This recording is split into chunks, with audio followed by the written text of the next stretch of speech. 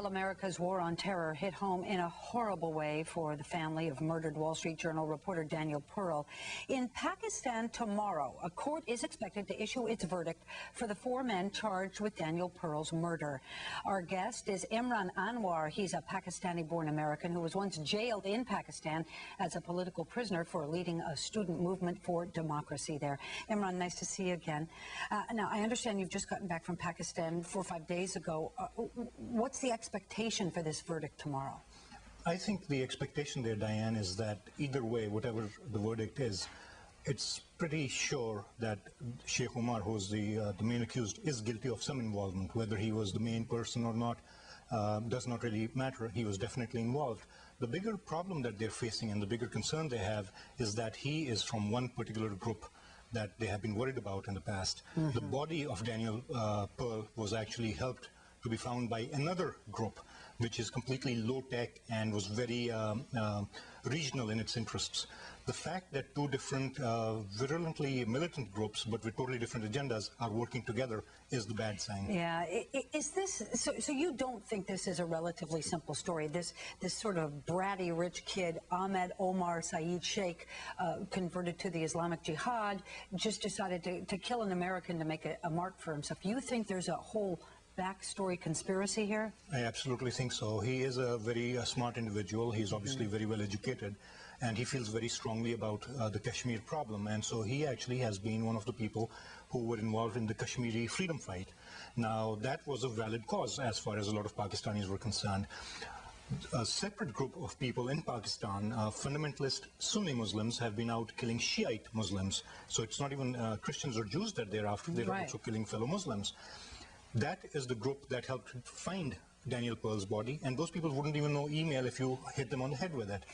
So here is one London School of Economics educated guy, and here's a guy who wouldn't know a cell phone from something else. They have been working together, and that is the dangerous thing, is that these different causes are merging in being able to sow panic in Pakistan, and hence export it to other countries that are siding with the U.S. in the war on terror. Now this court in Pakistan, there's no jury. It is judges that will decide this verdict. Let's say these 4 men, or at least Ahmed Omar Saeed Sheikh, is found guilty. What does that do if he is connected to a whole group, a sleeper cell, so to speak? Do they suddenly awake? That's exactly the problem that the government of Pakistan and President Musharraf's government is facing right now. Mm-hmm. They are in a bind. They cannot let this man go, even if he did not personally pull the trigger, so to speak.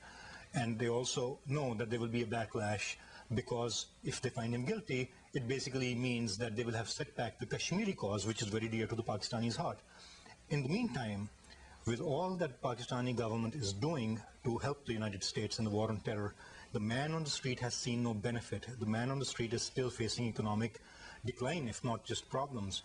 And that is what builds resentment further and further.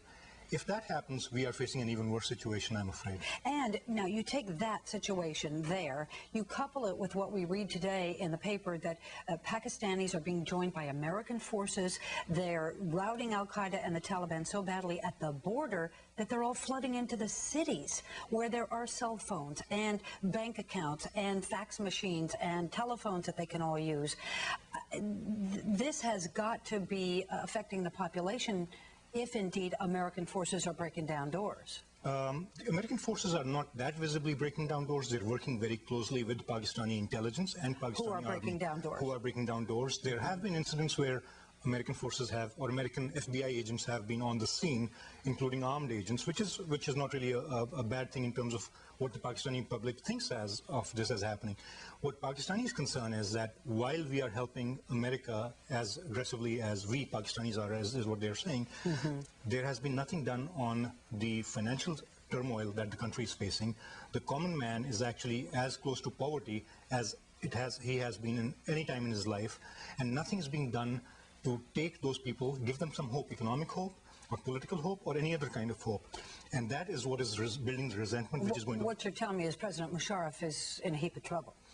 I think he was in a heap of trouble as soon as September 11 happened. He is an unelected leader. He is doing a lot for us. In the meantime, we need him in power. The only way he can stay in power is if he forces the elections so that his people win and the previous people like Benazir Bhutto and Nawaz Sharif do not win. So either way, if he's going to be a dictator, he stays in power. But if he stays in power like that, he builds unpopularity. If we lose him, we're even worse off in the war on terror. Oh, interesting. We have like 15 seconds. What's your prediction on this verdict tomorrow on Daniel Pearl's murder trial? Well, I would hate to make a prediction on that. I think the fact that there were emails involved, the person has some involvement.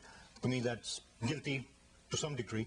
The thing is, if we do not solve the root cause of the problem, which is the Kashmir problem and the economic situation faced by Pakistanis, we're in it for a long haul, for a very tough and a very dangerous fight.